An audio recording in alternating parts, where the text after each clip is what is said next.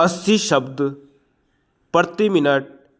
Dictation start करते हैं 5 second बाद।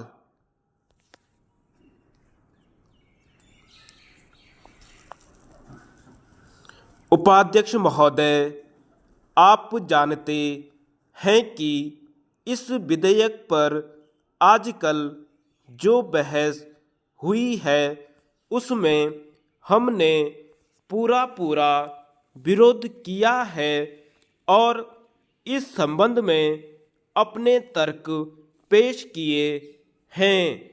सरकार ने हमारे किसी भी सुझाव को स्वीकार करने से इनकार कर दिया है।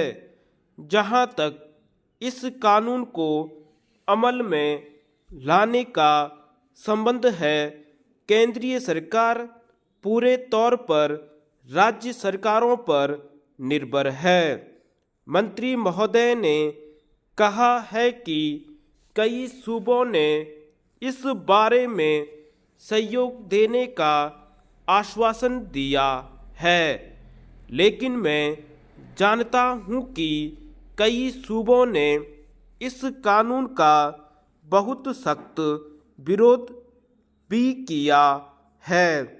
उनका कहना है कि केंद्रीय सरकार से को किसी भी तरह सहकारी क्षेत्र की संस्थाओं के संबंध में अपने अधिकार को प्रयोग करने का प्रयास नहीं करना चाहिए।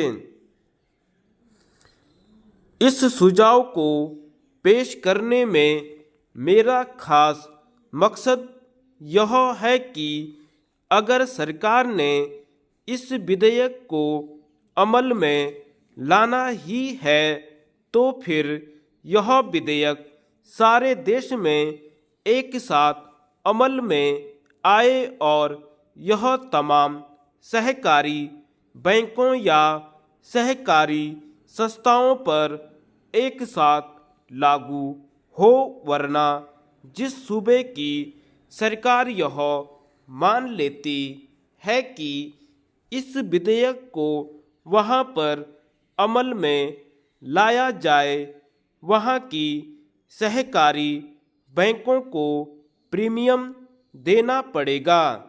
इसका परिणाम यह होगा कि यह नया बोझ उस सूबे के बैंकों पर नहीं पड़ेगा जिसकी सरकार इस विधेयक को मानने से इनकार करती है।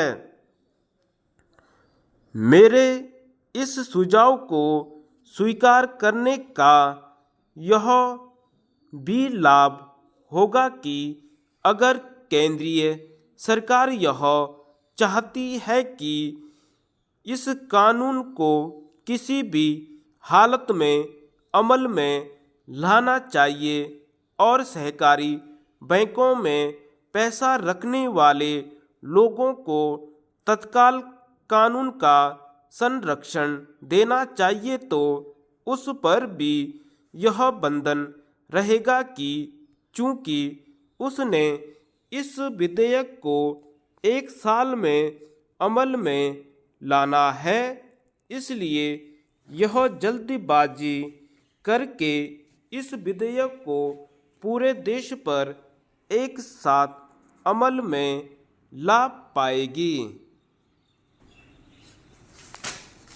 उपाध्यक्ष जी, यदि आधुनिक काल में विधानमंडलों का महत्व कुछ कम हो गया है तो उसका कारण यह है कि आधुनिक प्रशासन की समस्याएं अत्यंत जटिल हैं और विधानमंडल तथा विधायक इतने साधन संपन्न नहीं हैं कि विधान तथा नीति निर्माण की समस्याओं पर गहराई से विचार कर सकें तथा प्रशासन की कारगर ढंग से निगरानी कर सकें।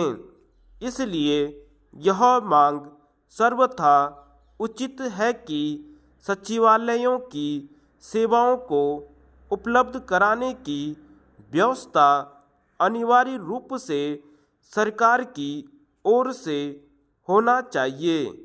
एक विधायक या संसद सदस्य से यह आशा करना कि वह अपने वेतन में से एक समर्थ व्यक्ति या विधि विशेषज्ञ का खर्चा वहन कर सके अव्यावहारिक है।